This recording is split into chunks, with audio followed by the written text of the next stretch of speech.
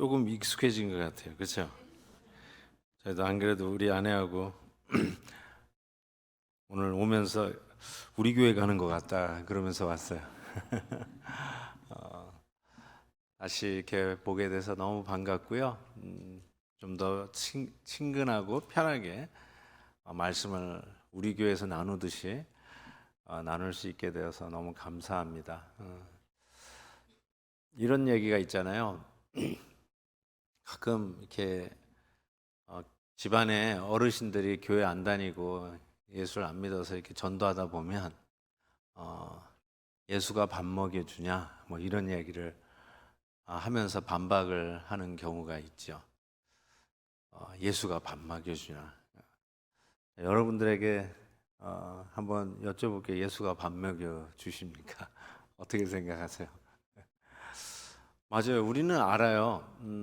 우리가 스스로 내 밥은 내가 챙겨 먹는다 생각하고 열심히 일하는 것 같지만 우리 예수님이 그 가르쳐 주신 기도에도 일용할 양식을 위해서 기도하라고 그러잖아요.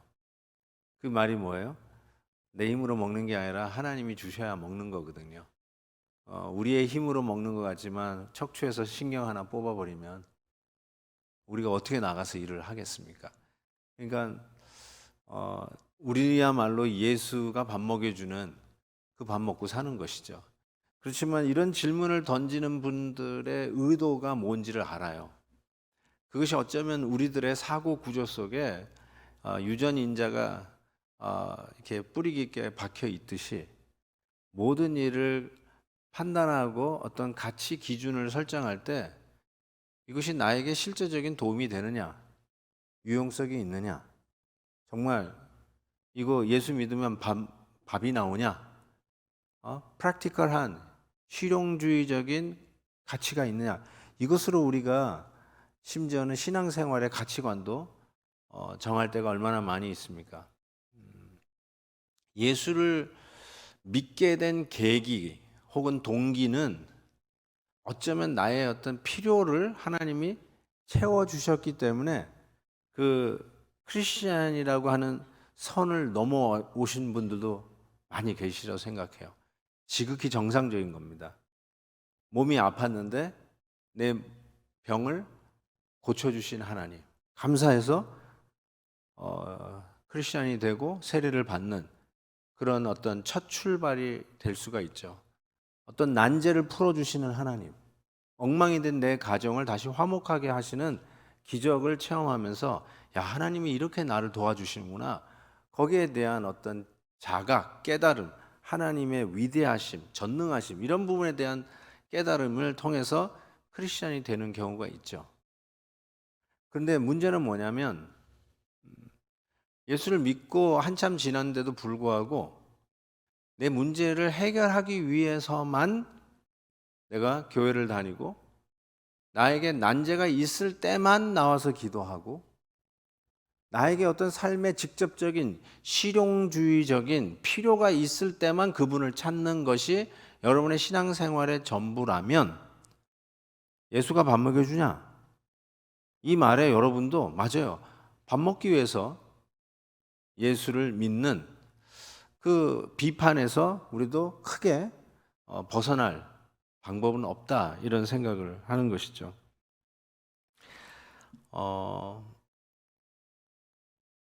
이 사랑에 대해서 우리가 계속 생각을 하고 있는데 제가 지난번에도 말씀드린 것처럼 사랑은 언제나 오래 참고 사랑은 언제나 온유하며 이 사랑이라는 말 대신에 자기 이름을 내 이름을 넣어서 불렀다가 내가 그 찬송을 다 부르지 못하고 회개했다는 말씀을 여러분과 나눴어요. 그러니까 우리가 사랑이라고 하는 것을 생각해 보면서 던질 수 있는 질문이 이런 것 같아요. 우리 사랑하자. 뭐 이런 말을 지금 목사님이 하려고 하는 것 같은데 사랑이 밥 먹여주냐? 똑같은 질문을 하고 싶은 거죠.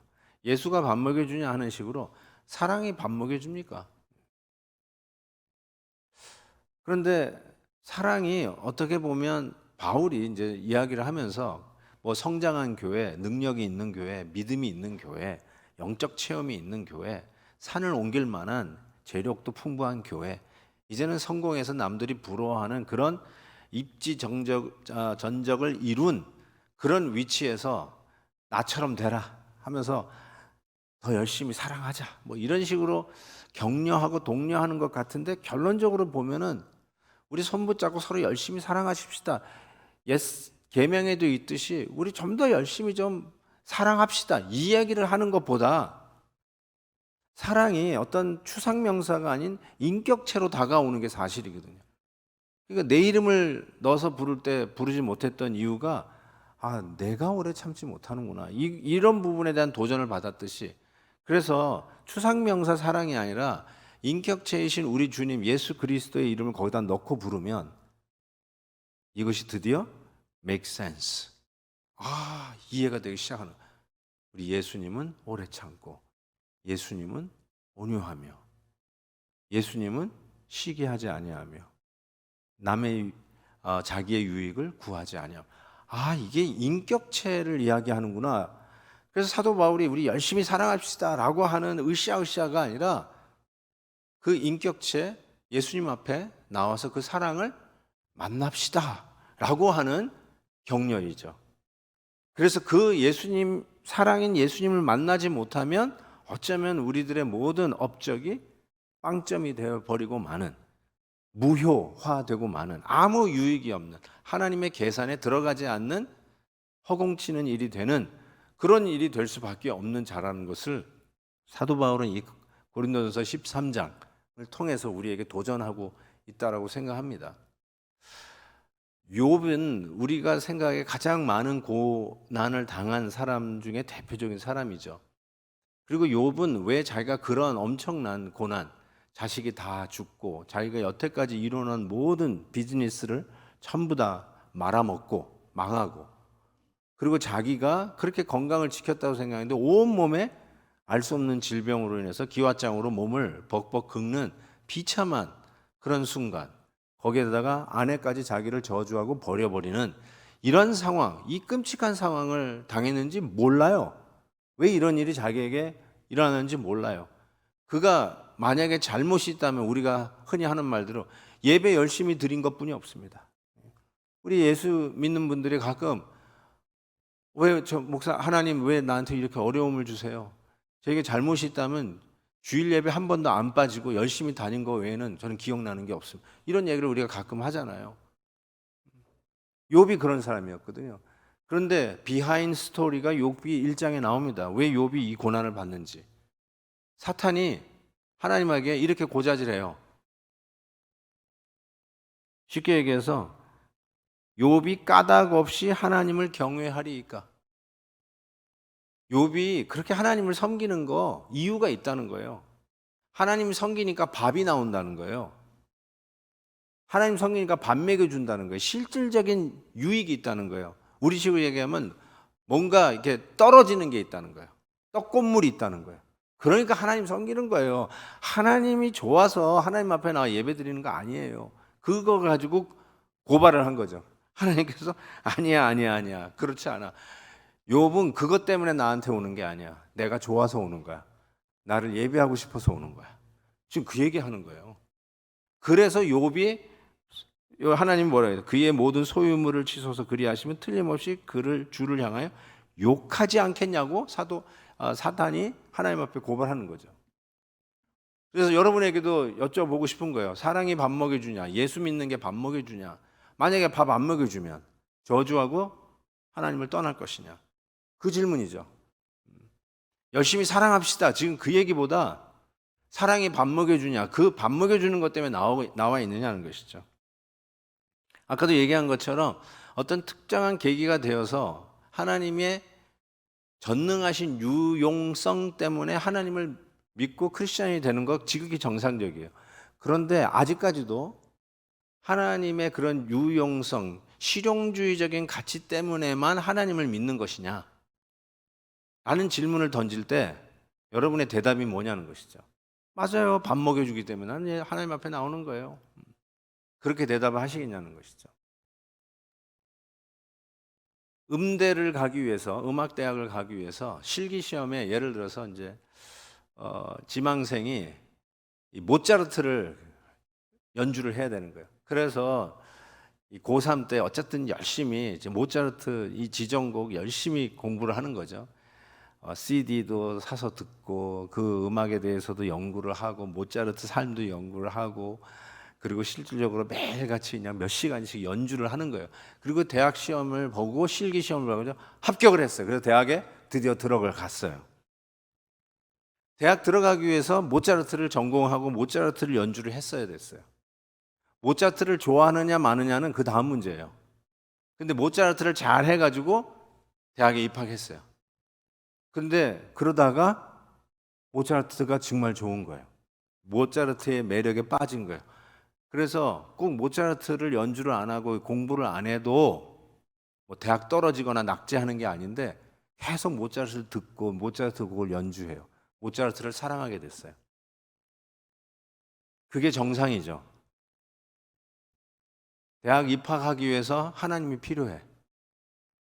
그래서 하나님 앞에 열심히 나와 기도하고 하나님 앞에 공을 들여 열심히 빌어요. 예?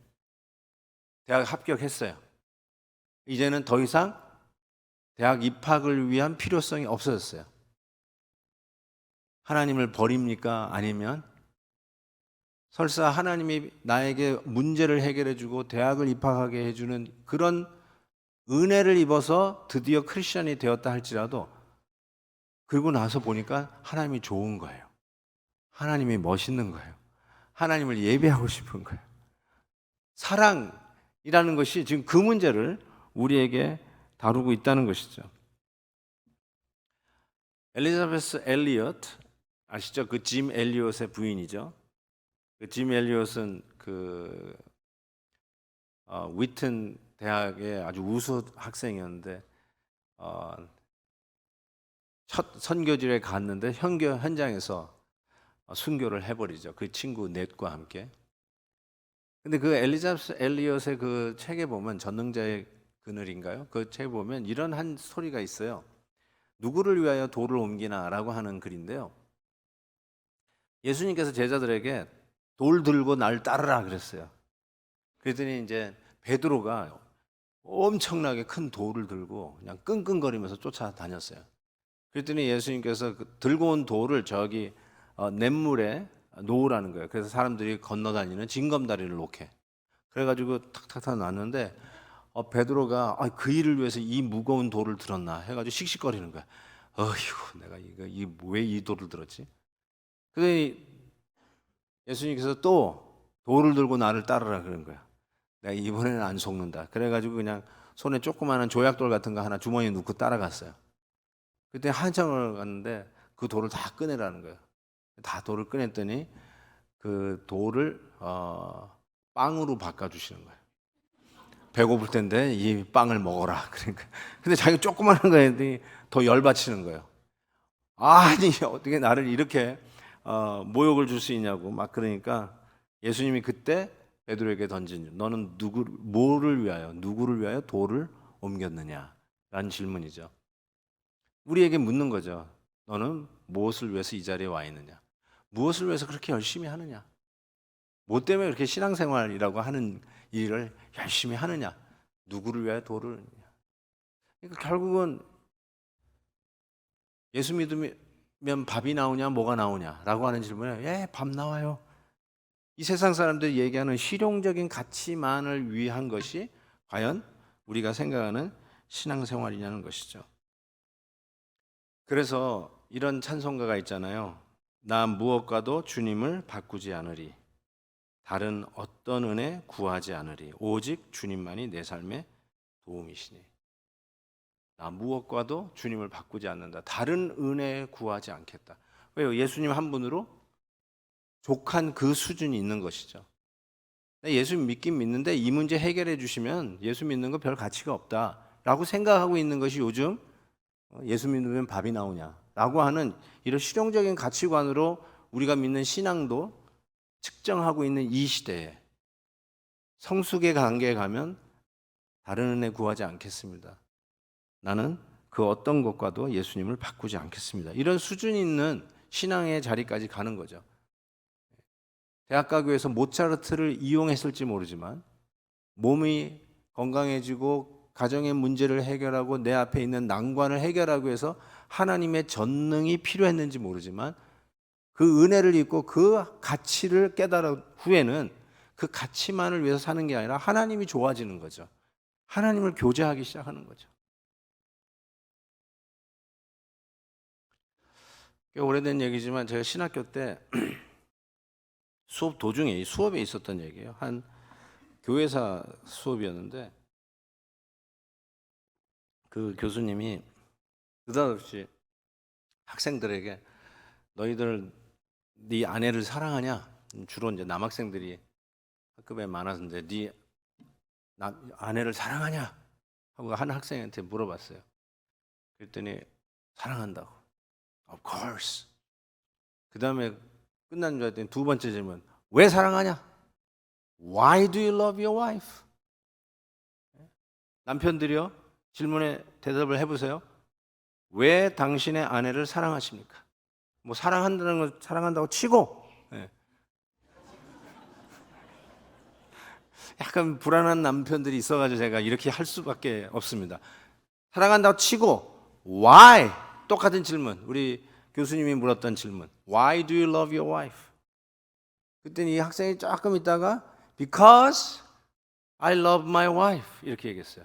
왜냐하면 사랑하니까 사랑합니다. 딱 그랬어요. 그때 막 학생들이 웃는 거예요. 근데 교수님이 이렇게 했어요. Right answer.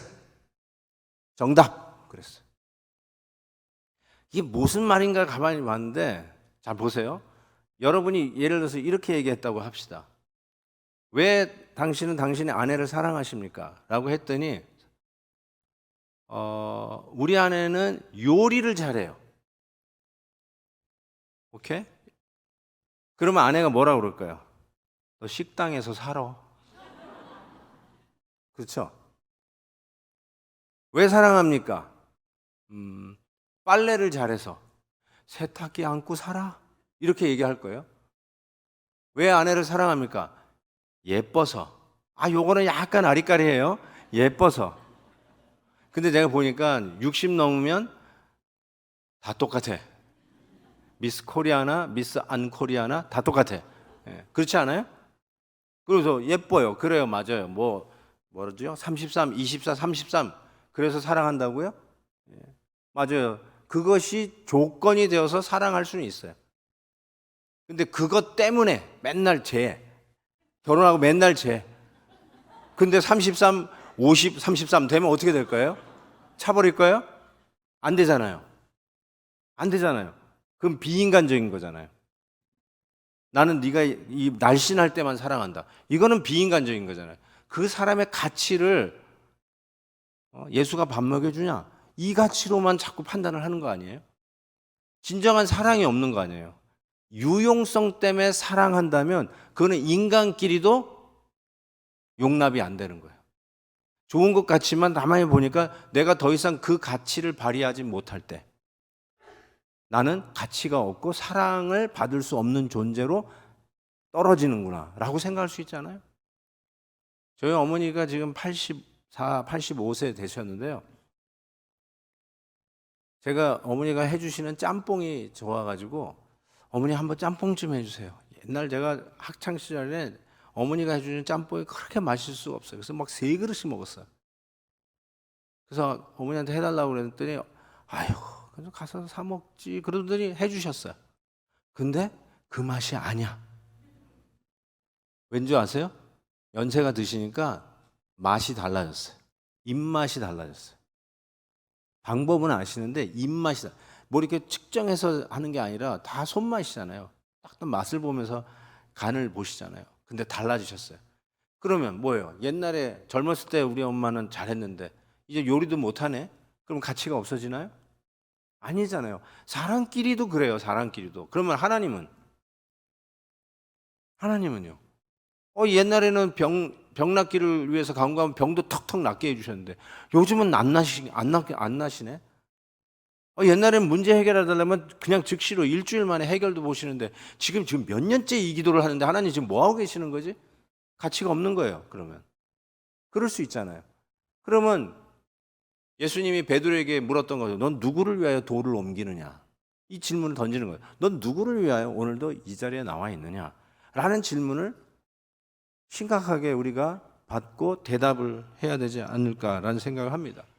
그래서 사랑이라는 이야기를 하면서 문제를 가지고 왔을 때 문제의 공식을 탁 던져주면서 아니면 해답을 탁 던져주면서 끝내시는 것이 예수님이 아니라 사랑 열심히 하자 하고 응원하는 게 아니라 사랑을 만나자. 사랑을 만나자. 이 이야기를 하고 초대를 하시는 것 같단 말이에요. 그래서 사랑은 온유하며 사랑은 오래 참고 이 이야기를 지금 하고 계시는 것이죠. 임재범 씨의 이런 노래가 있어요. 내게 사랑은 아름다운 상처, 내게 사랑은 달콤한 아픔. 나에게 나에게 들어온 순간부터 뭐죠? 이게 목사가 이 노래를 잘 안 부르니까 어쨌든 그런 식으로 한데 이 노래가 너무 괜찮잖아요. 그런데 그 노래 제목이 뭔지 아세요? 만남이에요. 만남. 굉장히 의미심장했어요. 아름다운 상처, 달콤한 아픔, 네가 나에게 들어온 이 순간부터 변화해 버린 나. 뭐 이런 식으로 이게 가사 내용이 아마 이렇게 흘러갈 것 같은데 그 제목이 뭐냐면 만남이에요. 그러니까 예수님은 우리에게 어떤 문제를 해결해 주기 위해서 해답을 던져주는 전능자라기보다는 그렇게도 충분히 하시지만 나를 만나라. 나를 만나자. Let's meet. 같이 만나자. 그 얘기를 하는 것이죠. 그래서 예수님께서 수고하고 무거운 짐진 자들아 마태복음 11장에 보면 그러니까 문제의 투성인 너희들아 해결할 문제가 있는 너희들아 이렇게 얘기했어요. 이것이 해답이다 하고 어떤 수학 방정식 하나 던져준 게 아니라 내게로 오라. Come to me. 이거는 엄청난 초대죠. 문제의 해답을 던져주는 게 아니라 그리고 나와 상관없이 이 문제 가서 네가 알아서 풀어. 이게 아니라 수고하고 무거운 짐지하더라 만나자. Come to me. 나에게 오라. 이게 복음이에요. 나에게 오라. 사랑을 만나자. 사랑 열심히 하자. 이거 얘기하려고 하는 게 아니라 사랑을 만나라. 지금 그 얘기를 하고 싶은 거죠. 그러면서 예수님은 오래 참고 예수님은 온유하며 예수님은 시기하지 아니하며 예수님은 자기의 유익을 구하지 아니하며 이 말씀들이 이제는 이해가 되기 시작하는 거죠. 아, 이분을 먼저 만나야 되겠구나. 내가 왜 오래 참지 못할까? 열심히 일을 갈면서 더 열심히 참도록 극기 훈련하자. 이거 얘기하려고 하는 게 아니라요. 예수님, 오래 참으신 예수님을 만나자. 지금 그 얘기하고 있는 거죠. 저는 가끔 워렌 버핏하고 점심 먹는 그 기사가 떠요. 매번마다 점심 먹는 액수가 커지더라고요. 지난번 제가 조사한 거는 내가 한국 돈으로 바꿔봤는데요. 점심 한 끼를 먹는데 이 워렌 버핏하고 40억 원을 내고 점심을 했어요. 그래서 뭘 배웠냐? 그랬더니 내가 적었어요. 주식이 아니라 기업을 사래요. 10년간 보유할 생각이 없다면 단 10분도 보유하지 말래요. 유행을 쫓는 투자는 반드시 위기를 맞는다. 이런 얘기를 했대요. 여러분 이거는 저한테는요 1,000원만 주셔도 돼요. 예. 뭐 40억 원 점심 안 하셔도 돼요. 이상하죠? 왜 40억 원씩이나 내고 워렌 버핏하고 점심을 할까? 해답을 얻기 위해서요? 아니죠. 그 사람과의 만남에 돈으로 환산할 수 없는 뭔가가 있는 거죠. 틀림없어요. 그래서 심지어 이것도 경쟁하잖아요. 아마 더 올라갈 거예요. 아마 점점. 저는 이런 생각을 해봤어요. 예수님께서 우리에게 그냥 해답 던져주고 니네들이 알아서 해결해가 아니라 Come to me. 나에게로 오라. 같이 점심하자는 거예요. 예수님은 어쩌면 돈도 안 받으실 거예요. Come to me. 만남의 소중한 가치를 우리에게 가르쳐 준다고 생각합니다. 여러분, 사람 한 사람 잘 만나면요 인생이 변합니다. 아니, 책 한 권 제대로 만나도요 여러분의 가치관이 변합니다. 제가 교회에 처음 나오는 아이를 축복기도 하는데요. 좋은 부모 만나는 거 하나님에게 복이죠. 그래서 이렇게 예배당에 나와서 처음으로 출석하면서 축복받으면서 신앙생활을 시작하게 되는 그 아이 축복합니다. 그때 제가 꼭 한 말이 이 아이의 영혼을 위해서 우는 기도해주는 좋은 목자 만나게 해주옵소서. 좋은 목사 만나는 게 얼마나 큰 복인지 몰라요. 난 그게 느껴져요. 내가 목사라서가 아니라 얼마나 큰 복일까. 여러분들은 정말 수지 맞은 분이라고 저는 확신합니다. 예. 아멘이 없구나. 어유. 여러분 안 오실 수도 있어요. 베들교에서 아멘을 해야 우리 목사님 다 지금 보고 계실 텐데. 예? 여러분 정가신 목사님, 여러분의 담임 목사인 거는 정말 여러분 수지로 복을 많이 받은 걸 줄 믿습니다. 예. 아, 우리 정 목사님 오시겠네 다시. 예, 맞아요. 진짜로 이게 복이 만남의 복이 있어요. 그렇죠. 그러니 우리 주님께서 만나자 하는 것이 이게 얼마나 복음 중에 복음인가 이런 생각을 해봅니다. 이런 만남의 이 정의 될 수 있는 사랑에도 맹점이 있어요. 허점이 있어요. 맹목성이 있어요. 사랑 중에 가장 우리 인간들끼리 사랑 중에 가장 그래도 흠이 없는 사랑이라고 하면은 부모가 자식을 향한 사랑이 아닐까요? 이제 다음 주면은 어버이 주일이잖아요. 아닌가요? 죄송합니다. 다음 달이면 어버이 주일이 있잖아요. 그때마다 어머니의 사랑, 우리 부모님의 그 헌신적인 사랑을 생각하면 우리가 뭉클하죠. 정말 나를 진자리 마른자리 정말 그렇게 사랑해 주신 부모님. 그런데 그 부모님의 사랑에도 맹점이 있잖아요. 너무너무 자식을 사랑한 나머지 자식이 위법을 행해도 눈을 감아줘. 그래서 맹점이죠. 맹목성이죠. 눈을 감아. 허위로, 거짓으로 하는 일들을 눈을 감아. 봐주는 거예요. 그러니까 아무리 자식을 사랑한다 하지만 너무 사랑한 나머지 맹목적인 잘못된 사랑을 할 수 있잖아요. 그래서 C.S. 루이스가 네 가지 사랑이라고 하는 책에서 하나님은 사랑이시다. 그런데 사랑이 하나님이 되면 이 사랑은 악마적이 된다. 이렇게 얘기했어요. 다시요. 하나님은 사랑이시다. 근데 사랑이 하나님이 되면 이 사랑은 악마적이 된다. 굉장히 곱씹어 봐야 할 말이죠. 자녀들의 사랑, 그걸 누가 뭐라고 하겠어요. 그런데 그것이 자녀 사랑이 우상이 되면 자녀를 망치죠. 자녀에게 잘못된 가치관을 심어주죠. 삐뚤어 가도 막지 못하는 일이 되죠. 그래서 성경은 이런 이야기를 해요. Speaking the truth in love. 사랑 안에서 진리를 말하라. 이렇게 얘기해요. 이 기가 막힌 말입니다. 진리가 없는 사랑은 방종이고요. 사랑이 없는 진리. 여러분 잘 얘기하나? Fact. This is fact. 이게 사실입니다. 이게 진리입니다. 근데 사랑이 없는 팩트는요. 칼부림입니다. 사람 죽여요. 근데 성경은 완벽한 밸런스, 균형을 가져요.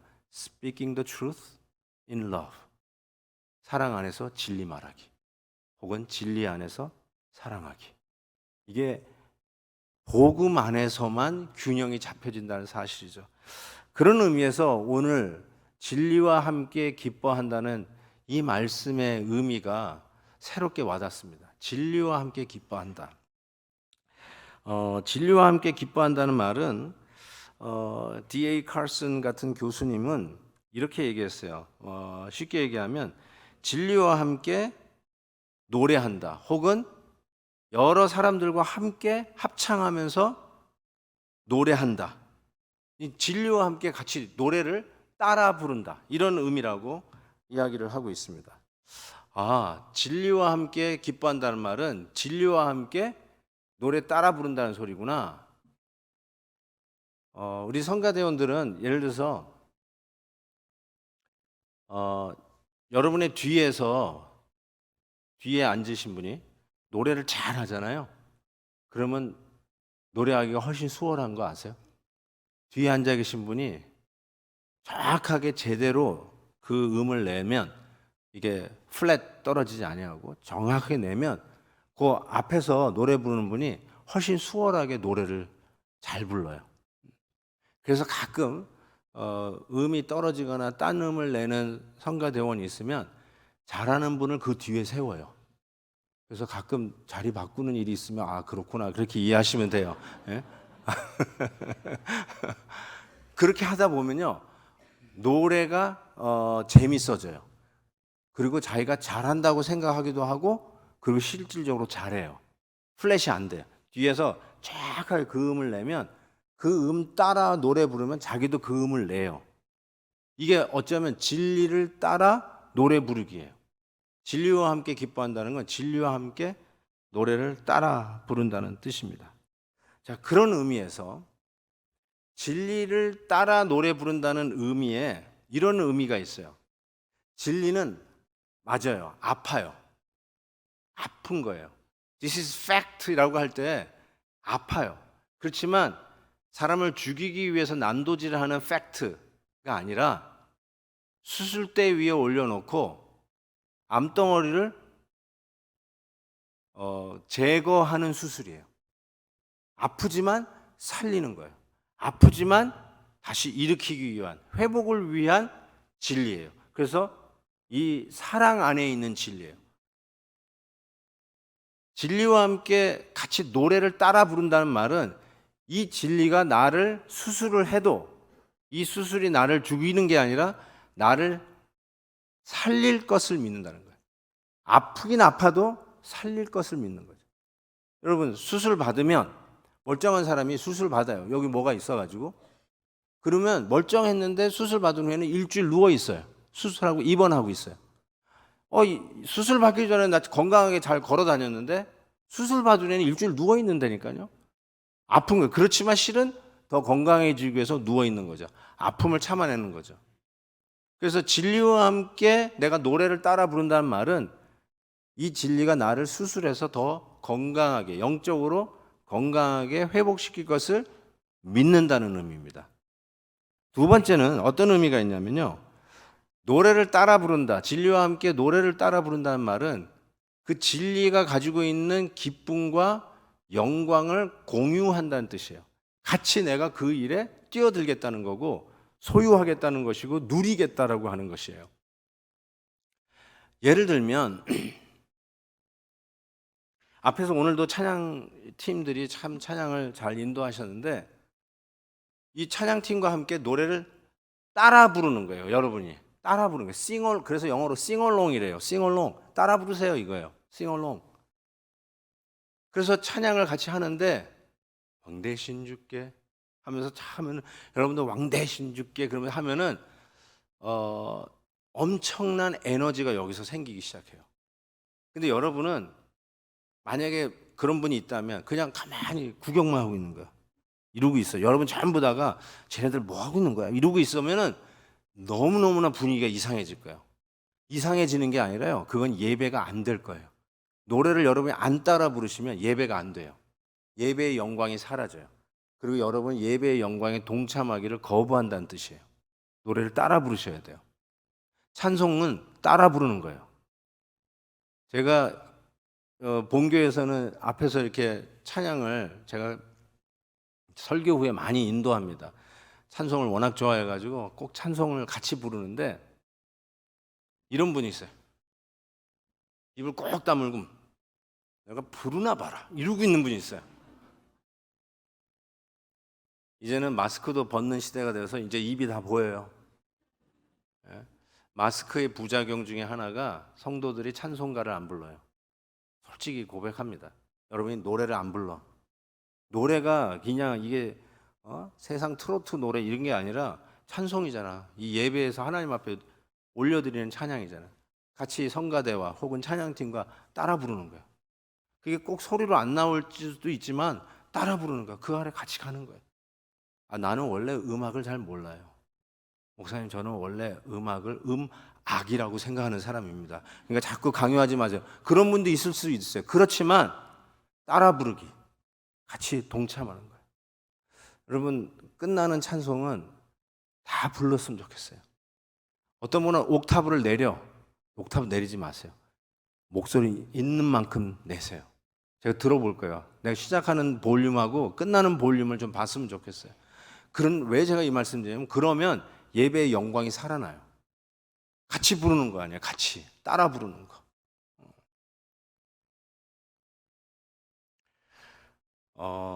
제가 하나 제가 미국 동부에 여행 갈 길이 있으면 꼭 소개하는 곳이 있는데, 펜실베니아 랭캐스터에 밀레니움 극장이 있어요. 필라델피아에서 1시간, 1시간 반, 워싱턴에서 한 2시간, 2시간 반, 뉴욕에서도 한 2시간, 3시간 거리에 있는 랭캐스터라고 하는 동네가 있어요. 이 랭캐스터 동네는 뭘로 유명한 동네냐면, 그 아미시 사람들이 거기서 살아요. 아미시들은 지금도 전기 안 쓰고요, 자동차 안 타고 다녀요. 그래서 지금도 마차 타고 다녀요. 그래서 아미시 동네에 들어가면 마차 타고 다니는 사람들이 많아요. 차들이 피해 다니죠. 그게 랭캐스터 아미시인데, 그 아미시 타운에 아미시들은 옷도 그냥 단색을 입고 다녀요. 이렇게 뭐 화려한 옷도 안 입고, 이렇게 만든 옷이 아니라 자기네들이 만든, 수공으로 만든 옷들을 입고 다니는데, 거기서 조금 이렇게 뭐라고 그러죠? 이제 리버럴해졌다고 그러나요? 진보된 사람들은 전기도 쓰고 자동차도 타고 다니는 사람들이 있어요. 그걸 메노나이트라고 그래요. 예. 침례교인을 베프티스트라고 부르듯이 메노나이트라고 하는데, 이 메노나이트 성도들이 그 교단이 그 밀레니엄 티에러를 운영해요. 근데 이 1년 내내 물론 쉬는 날이 있지만 크리스천 뮤지컬만 해요. 혹시 가보신 분들 있는지 모르겠는데 꼭 가보세요. 동부로 가시는 분은 꼭 가보셔야 돼요. 제가 뭐 여러 개를 봤는데, 그 중에 하나는 이제 노아를 봤어요. 노아라고 하는 뮤지컬을 봤는데, 이 예배당의 2배 반 정도 되는 그 홀이에요. 굉장히 그 홀 자체도 너무너무 멋있습니다. 그래서 들어가기 전에 사람들도 사진 찍기에 바쁜데, 저쪽 끝에서부터 이렇게 돌아서 앞에 무대에서 저쪽 끝까지가 전부 다 무대예요. 들어오는 입구 빼고는 다 무대예요. 그래서 앞에 앉으신 여러분들이 이렇게도 보고 이렇게도 보면서 뮤지컬을 즐겨요. 대단합니다. 근데 노아 방주가 무대의 가운데 턱하니 있고, 그 다음에 그것이 딱 이렇게 문이 열려 있는데, 이제 모든 동물들을 이렇게 쌍쌍이 다 노아 방주로 집어넣는 거예요. 생각을 해보세요. 말이 뛰어다니는 건 물론이고요, 소, 양, 염소, 돼지까지도 뛰어들어와. 막 돼지, 막 사는 돼지들이 저기서부터 막 나와. 예? 개, 뭐 닭, 오리 이런 거 살아있는 거 다 들어와. 사자, 호랑이, 이거는 그 인형이야. 예, 그거는 인형. 근데 나머지는 이런 거 막 들어. 심지어 낙타까지, 살아있는 낙타까지 막 걸어 들어가고요. 대단합니다. 막 들어가면서 이제 다 마지막인데, 뭐 달팽이도 들어가는데, 딱 들어가면서 이제 노아가 이제 자기 가족까지 마지막으로 딱 들어가고 다 들어갔다니까, 하나님이 그 방주를 꽝 하고 닫아요. 그리고 꽝 소리와 함께 전기가 탁 나가버려요. 그 관중이 아무것도 안 보여요. 옆에 있는 사람도 안 보여요. 그리고 한 3, 4초 후에 짱 하고 모든 조명이 다 켜지는데, 어떤 모습이 오냐면 저쪽 끝에서부터 삥 둘러서 저쪽까지 4층으로 모든 동물들이 쫙 늘어서 있고, 그리고 여러분들은 전부 다 방주 안에 들어와 있는 거예요. 그래가지고 박수를 치고요, 너무 경이롭고 와 그러면서 박수를 쳐요. 진짜 감탄에 맞이할 수가 없어요. 너무너무 멋있어요. 그런 무대예요. 여러분 뉴욕 가가지고 브로드웨이 쇼만 보지 마시고요, 거기서 2시간 안으로 들어가면, 펜실바니아 안쪽으로 들어가면 이 밀레니엄 티 크리스천 뮤지컬을 한번 보세요. 대단합니다. 저는 예수, 또 다니엘, 삼손, 요나 이런 걸 다 봤는데요, 정말 감동스럽습니다. 눈물 펑펑 흘리고, 그래서 우리 교회 성도들한테 얘기했더니 가자는 거예요. 그래서 제가 갔어요. 한 40명 모시고 동부로, 제가 캘리포니아에서 필라델피아로 간 거예요. 그리고 가서 봤는데, 그때 뭘 했냐면 요셉을 하는 거예요. 요셉의 그 이집트 궁전의 무대가 쫙 있는데요. 오, 기가 막혀요. 막, 와, 이런 무대인데 국무총리 된 요셉. 그리고 나중에 죽은 줄 알았던 아들을 만나는 야곱. 거기서 막 얘기하는데 다 영어로 얘기하잖아요. 근데 우리 권사님들, 할머니, 할아버지 다 알아들어. 그리고 다 울어. 어떻게 하세요? 근데 다 안 돼. 무슨 말인지. 그러면서 다 울어. 진짜 감동이에요. 가고 싶어요? 안 가고 싶어요? 가고 싶죠. 자, 가고 싶어요. 제가 여러분과 똑같은 반응을 해서 모시고 갔거든요. 갔던 분들이 전부 다 목사님, 내가 이거 안 보고 죽었으면 큰일 날 뻔했어. 너무너무 일생일 때 최고의 무대를 본 것 같다고. 정말로 감격이었다고. 어떻게 이런 게 다 있냐고 하면서 막 너무너무 좋아하시는 거예요. 이게 뭐냐면 진리와 함께 기뻐하는 모습이에요. 신나는 거예요. 그건 저는 어떻게 다음에 또 옵시다. 이렇게 되는데 어떤 사람이 에이 이거 별건데요. 이러면은 어떻게 될까요? 이거는 재미없는 게 아니라 당신은 다음에 안 데려와. 이렇게 되는 거죠. 분위기를 완전히 망치는 거예요. 그러니까 진리와 함께 노래를 안 불러. 에게 이러고 다녀요. 에게 할 건 아니, 그런 사람 아무도 없어요. 그렇지만 아이고 뭐 이런 거 가지고 뭐 놀래고 그래요. 이러면은 웃기는 거 아니에요. 다 놀래고 뭐 일생일 때 최고를 받 이렇게 해야 되는데. 그래서 제가 말씀드린 건 진리와 함께 기뻐한다는 거는 그 영광과 기쁨을 함께 나눈다는 뜻이에요. 예배의 영광에 여러분이 노래를 안 부른다, 찬송을 따라 안 부른다. 그건 무슨 말이냐면 애게 하는 거하고 똑같아요. 그러면서 그 예배의 영광에 나는 참여하기를 거절한다라고 하는 메시지를 내는 거예요. 너희도 어쩌나 보자. 아이고 노래 제법 하네. 뭐 이런다든지 설교 어떻게 하나 보자. 아유 정 목사만 따라가려 한참 멀었군. 이런 식으로 얘기하면 상당히 곤란합니다. 예. 같이 와 은혜롭다. 어느 날 보니까 제 교회 사무실에 누가 이렇게 옛날에 그 요즘은 없지만 카세트 테이프, 설교 카세트 테이프를 딱 하는데 이게 뭐야 봤더니 한국에 참 유명한 목사님의 설교 테이프예요. 어떻게 이 목사님 누가 갖다 놓은 거야? 들어보라고 한 거겠죠? 그래서 이제 그 테이프 놓고 이제 저 같은 경우는 뭔가 적을 게 있을까 하고 이렇게 쫙 듣는데 적을 게 없어. 아니 이 유명한 목사님이신데 정가시 목사님은 아니에요. 너무 유명하신 목사님이고 큰 교회를 이끌고 가고 계신 목사님인데 이렇게 설교를 듣는데 뭐 이렇게 딱히 적을 게 없어요. 예. 여러분도 이렇게 별로 적는 모습을 안 보이는데 이게 적을 게 없는 거죠. 쉽게 얘기해서 이게 적을 게 없어. 그래가지고 어쨌든 누가 돈 거니까 계속 한다고 이제 운전하면서도 듣겠다고 이제 그때는 이제 자동차 안에 다 카세트 플레이어가 있잖아요. 요즘은 CD 플레이어도 요즘 자동차에 만들지도 않는데 그걸 이제 틀고 다니는데 진짜로 별거 아니더라고요. 뭐 이런 말을 해서 죄송하지만 설교가 별게 아니야. 예수님은 사랑이십니다. 뭐 이런 얘기예요. 우리 예수님은 구세주이십니다. 그건 얘 나라도 하겠다. 뭐 이런 식으로 듣는 거죠. 그런데 문제가 뭐냐면 그 얘기를 할 때마다 목사님의 센텐스가 끝날 때마다 지금 몇천 명이 모였는지 잘 모르겠지만 성도님들의 아멘 이 소리가 들리는 거예요. 그러면 나는 이 운전하면서도 왜 이렇게 아멘을 많이 하는 거야. 아이씨 이러면서 이제 듣는 거예요 제가. 그러다가 근데 대단한 말을 해야 되는데 주 예수 그리스도를 믿으라 그리하면 너 안에 주 구원을 얻으리라. 아멘. 우리 주님은 사랑이십니다. 아멘. 우리 주님은 능력이십니다. 아멘. 시끄러워. 우리 주님은 놀라운 일을 행하실 것을 믿습니다. 아멘. 기도가 힘입니다. 아멘. 뭐 이런데 제가 운전하다가 아멘. 아멘 소리에 팍 깨져버렸어요. 그냥 뭐 이렇게 깨지는 것 같다 이러다가 깨진 게 아니라 뭐 이러다가 아이씨 하다가 빵 깨졌어.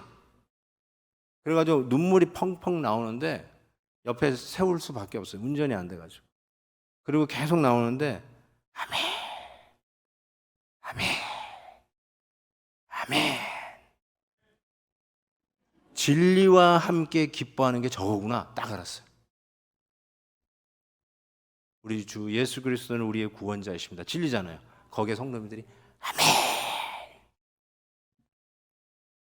좋은 선생은 좋은 학생이 만든다는 말이 있어요. 저는 그 말에 동의해요. 그래서 좋은 목사님의 설교는 성도들의 아멘이 만든다. 전 그렇게 생각해요. 아멘, 아멘. 진리와 함께 기뻐하는 거예요. 아멘. 거기서 어마어마한, 여러분이 어떻게 상상할지 모르겠어요. 엄청난 에너지가 막 솟아나기 시작하는 거예요. 아멘, 아멘. 설사 목소리를 내지 않더라도 오늘도 말씀을 듣는 가운데 맞아, 맞아 하면서 아멘, 아멘. 하나님, 이 말씀, 이 진리가 나를 붙드는 말씀이 되게 해주옵소서. 이 진리의 영광 속에 나도 동참하기를 원합니다. 아멘. 저 말씀이 내 살이 되고 피가 되게 해주옵소서. 아멘, 아멘 하는 거야. 아멘, 아멘. 정말로 하나님께서 사람이 뭐 식당 맛있는 데 있다고 해가지고 데려갔는데 에게 이것뿐이 안 되는데 날 소개해서 이거 완전 김새는 거 아니에요? 그렇죠? 근데 야 진짜 너무 맛있는데 소개해줘서 고맙다. 야 나 이거 또 와야 되겠다. 그러면 소개해준 사람도 기쁜 거예요. 그러면 거기서 엄청난 에너지가 나오는, 소개해줬다고 야 밥값 내가 낼게 이렇게 될 수도 있는 거예요. 근데 에게 그랬다간 넌 다시는 내가 데리고 오나 거야. 사랑하는 성도 여러분, 예배의 영광은 여러분이 아멘으로 만드는 거예요. 네, 아멘이에요. 별거 아닌 것 같지만, 별로 적을 것도 없는 설교 같지만 그 말씀 하나하나에 아멘, 아멘 할 때 그 진리가 정말로 나를 붙들고 끌고 가는, 내가 헤매고 있는 그 어두움 속에서 빛을 내면서 나를 끌고 가시는 그 능력을 체험하게 된다니까요. 그게 바로 진리와 함께 기뻐하고 그 은혜와 영광 속에 동참하는 축복을 받는 것이죠. 제가 어렵고 힘들 때마다 이 말씀들을 묵상하는데요. 제가 이 말씀을 얘기할게요. 그러면 이 말씀 읽을 때, 끝날 때 여러분 이 말씀에 아멘, 아멘 할 수 있기를 바랍니다. 이사야 49장, 여인이 어찌 그 젖먹는 자식을 잊겠으며 자기 태에서 난 아들을 긍휼히 여기지 않겠느냐. 그들은 혹시 잊을지라도 나는 너를 잊지 아니할 것이라.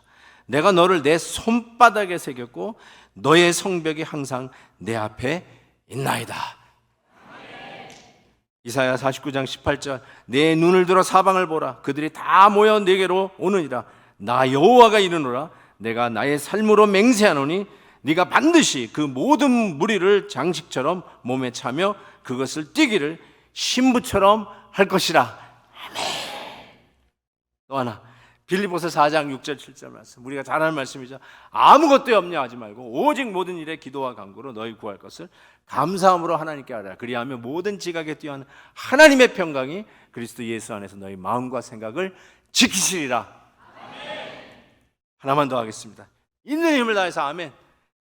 사람이 감당할 시험 밖에는 너희가 당한 것이 없나니 오직 하나님은 미쁘사 너희가 감당하지 못할 시험당함을 허락하지 아니하시고 시험당할 즈음에 또한 피할 길을 내사 너희로 능히 감당하게 하시리라. 아멘. 아멘.